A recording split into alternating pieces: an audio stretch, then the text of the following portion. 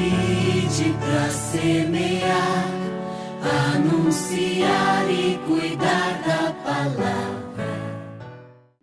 Irmã Maria Antonieta Bruscato, superiora da Casa Geral. No momento onde você se encontra, como é que você se sente? Bom, nesse momento eu estou de passagem aqui no Brasil. Vim para visitar a minha família, para participar de um encontro de família e participar do intercapítulo. Eu estou na Casa Geral, que fica em Roma. Estou aí desde dezembro de 2021.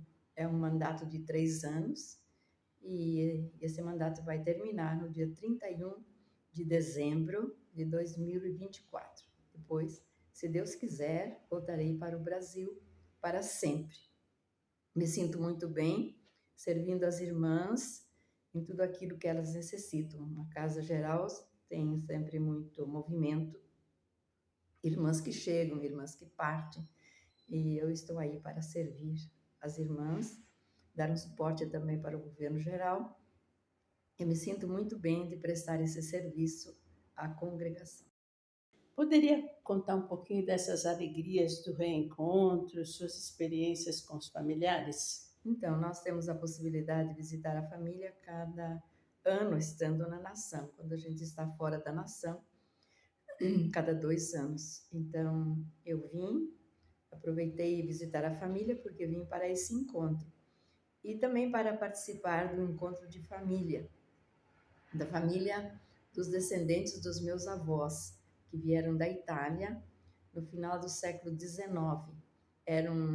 Nasceram aqui, os filhos dos meus avós nasceram aqui, 6 filhos e uma filha. E desses 6 filhos, então, está o meu pai, porém nós vivemos mais em contato com os irmãos da minha mãe, com a família da minha mãe. Então, tivemos muito pouco contato com a família do meu pai. De fato, a gente não se conhece. E agora, alguém teve a inspiração de reunir, né, os descendentes dos meus avós para o primeiro encontro da família Bruscato, descendentes, então, do meu avô, que se chamava Fiorindo, e da minha avó, que se chamava Chiara, que vieram da Itália. Porém, conseguimos reunir os descendentes, alguns, não todos, evidentemente, de um irmão do meu pai e os descendentes do meu pai. Então, e nos reunimos na cidade onde eles se localizaram, quando vieram para o Brasil, que é Ibiraiaras, no Rio Grande do Sul, uma cidadezinha de 7.000 habitantes, que fica perto de Passo Fundo. Como referência, Passo Fundo é uma cidade maior. E ali, então, se estabeleceram os meus avós com um dos filhos, que chama Jacinto. E os meus pais foram morar em outro lugar. Então, os descendentes do meu pai, nós somos vivos 7 irmãos, os outros faleceram, e meus sobrinhos, netos, etc. Só da minha família nós éramos 60. E da parte da outra família, que vive ali, nessa redondeza, eram mais numerosos. E em todo nós éramos 240. Foi um dia muito bonito. Fizemos esse encontro numa das comunidades, onde existe a capela e um salão paroquial. Então, tivemos uma missa muito bonita, participada, e depois, então, o almoço e um lanche da tarde. Então, foi um dia lindo, em que nós podemos nos conhecer e também conhecer um pouquinho mais das origens, porque dos filhos do meu tio eram 3 filhos, 2 filhas e um filho, e eles nos contaram um pouquinho, então, da origem da família deles. E da nossa família foi um entrosamento muito grande. E agora nós já programamos para o próximo encontro, que vai ser em agosto de 2025. E nessa ocasião virão também parentes da Itália, porque os irmãos do meu avô ficaram na Itália. E depois de 90 anos nós pudemos encontrar os descendentes daqueles que ficaram na Itália, e eles alguns vão vir para o Brasil para participar também desse encontro e vamos ver se a gente consegue localizar os filhos dos outros irmãos do meu pai. Então, foram momentos de muita alegria. Depois eu pude visitar também os meus irmãos nas próprias casas, encontrar com outros que não estavam presentes no encontro. Enfim, é sempre um momento muito, muito bonito quando a gente pode visitar a família, estar em contato com os irmãos e com os sobrinhos e com os sobrinhos netos que vão crescendo e também partilhar da vida deles, né? Então, as alegrias que eles vivem e também os sofrimentos que eles padecem, porque em toda família tem também sofrimentos, tem doenças, tem problemas de todo gênero. Então, mas graças a Deus, no conjunto, eles estão bem, graças a Deus. Estando aqui no Brasil, seria bom fazer um pouquinho a recordação do seu tempo como Paulina, sua presença paulina de missionária no Brasil. Poderia recordar um pouquinho? Então, eu tenho uma vida longa, não é? Esse ano eu celebrei 65 anos da minha primeira profissão, que foi em 1958. Eu entrei muito jovem na congregação. E 65, então, da primeira profissão, e 60 da profissão perpétua, que eu fiz em 1963. Foi no ano em que o nosso fundador esteve no Brasil pela última vez, 1963. Quando o fundador estava no Brasil, foi eleito Paulo VI como Papa. Então, aqui no Brasil eu pude, enfim, exercer a missão paulina em algumas missões, algumas atividades, né, próprias da congregação, como trabalhar nas missões bíblicas, visitando as famílias para a difusão da boa imprensa, sobretudo da família cristã. Tive a oportunidade também de me dedicar à formação das jovens irmãs. Eu também era muito jovem ainda, enfim. Depois fui superiora de comunidade, estive no governo provincial em 2 mandatos, também fui provincial em 5 mandatos. 3 antes de eu fazer parte da congregação como superiora geral e 2 depois que eu fui superiora geral. Depois, quando terminei todo esse currículo, né, de coordenação a nível local, a nível provincial e a nível geral, então eu fui destinada à comunidade de Belo Horizonte e ali me dediquei a vários trabalhos, não é? Na livraria, trabalhos domésticos e também outras coisas que eu fui realizando, elaborar e desenvolver e apresentar alguns projetos para organizações internacionais, em benefício ao nosso centro social, Irmã Tecla Mello, que é aqui no Grajaú. Então, foram projetos apresentados para organizações na Alemanha e também na Itália. Esses projetos foram aprovados e pudemos, então, dar a possibilidade aos nossos jovens do Grajaú a frequentarem o curso de informática. E conseguimos também, através de um projeto, renovar todos os equipamentos, os computadores, para que esses jovens pudessem fazer os cursos e se prepararem para o mercado de trabalho. Tive essa possibilidade. E também para a doação de livros para deficientes visuais. Para deficientes visuais.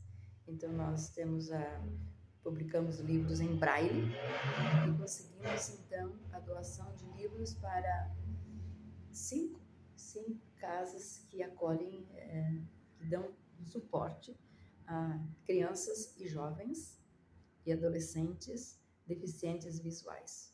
Foi em Belém, em São Luís, Recife, Rio de Janeiro, São Paulo e Jequié. Né? E os livros foram entregues através dos profissionais, né, que atuam nessas escolas e através de um evento. Você foi superiora geral por 12 anos, é isso? Por 12 anos. E como superiora geral, você conheceu a congregação das Filhas de São Paulo no mundo inteiro. E aí eu a vejo como uma grande paulina missionária. Como é que que você viveu esse tempo tão intenso, tão longo também? Sim, eu fui superiora geral de 2001, no primeiro mandato, até 2007. Depois, no segundo mandato, 2007 a 2013. Então, foram 12 anos. 12 anos de intensa atividade, em que eu pude visitar as comunidades presentes no mundo inteiro. Nós estamos presentes nos 5 continentes. Então, na Austrália, na Ásia, na África, na Europa e na América.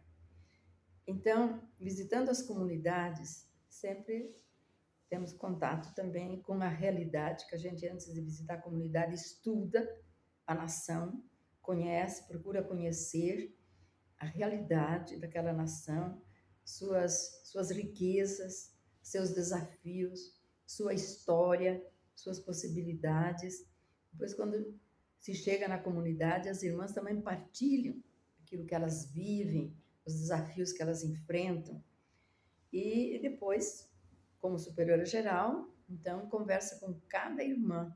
Então, escutar cada irmã da congregação.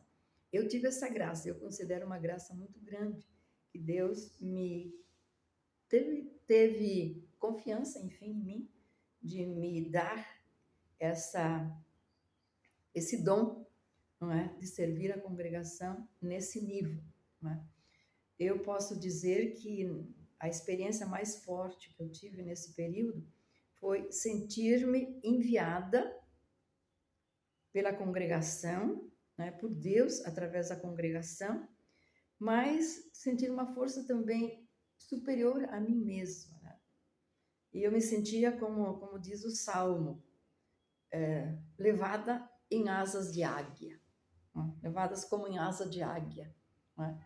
Então, com uma visão da realidade, eu considero até superior às minhas possibilidades. Não é? Então, é a graça, como dizia a nossa fundadora, a nossa cofundadora também, a irmã Tecla Merlo, Deus dá a graça, dá o encárgo, dá a missão e, ao mesmo tempo, dá a graça para realizar essa missão e realizar com eficácia, não é? Com eficácia, quer dizer, produzindo frutos. Quais são os frutos? São os frutos do Espírito Santo. Eu considero os frutos do Espírito Santo. Então, alegria, e depois, então, a visão da congregação e confirmação do carisma que Deus nos confiou. Então, vivendo essa realidade, eu me senti, assim, muito enriquecida. Realmente, eu considero superior a uma universidade. Fiz uma universidade de 12 anos. Se você frequenta uma universidade, em geral são 4 anos, alguns 5, outros 6. Bom, eu fiz 12 anos. Então, foi um tempo de graça espiritualmente, culturalmente e carismaticamente. Mais do que aquilo que eu comuniquei para as irmãs, é aquilo que eu recebi delas. E também uma gratidão muito grande porque tiveram confiança em mim e nas irmãs do governo, porque a pessoa não trabalha sozinha, sempre trabalha em equipe. E no governo geral, as irmãs são 12 conselheiras, a superiora geral, depois tem a secretária e tem as irmãs que se encarregam das finanças. Então, são 9 pessoas que trabalham. Como filha de São Paulo e também como superiora geral, superiora provincial, formadora, e com muita atualização, você é uma pessoa bastante interessada, atualizada. Como é que você vê o mundo hoje? O que é que você diria para levar a esse mundo mais paz, mais vida?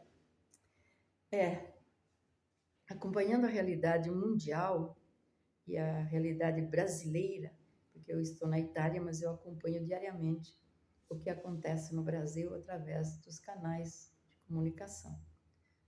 Hoje a internet permite acompanhamento de qualquer realidade do mundo, então tem uma abundância de canais através dos quais a gente pode se informar. É difícil é a escolha, né? Eu sigo alguns diariamente, outros semanalmente. Enfim, é uma realidade assim, uma realidade, por um lado, a gente vê um progresso imenso, não é? Um progresso imenso em todas as dimensões da vida, todas as dimensões. Na medicina, na agricultura, no esporte, enfim, na ciência, na busca de outras realidades, saindo até do sistema solar, não é? Então, são possibilidades imensas. E, ao mesmo tempo, a gente vê as desigualdades. Eu, quando penso que 800 milhões de pessoas no mundo passam fome, por outro lado, existe um desperdício, não é? Então, isso fere o coração da gente. Quando a gente vê pessoas assim, na rua, vivendo na rua, deitadas aí, sem nada, não há quem, no coração das pessoas um pouco sensíveis, sente essa realidade e muitas vezes a gente se sente até impotente para fazer alguma coisa por essas pessoas, não é? Então, é uma realidade atualmente muito desafiadora, e sobretudo também, além dessa realidade da fome, da destruição do planeta, né?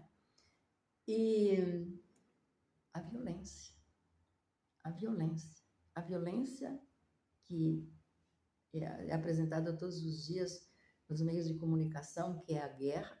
Se fala muito da guerra na Ucrânia, mas existem muitas outras guerras em outros lugares que não se fala. E depois essa exploração de um país ao outro, não é?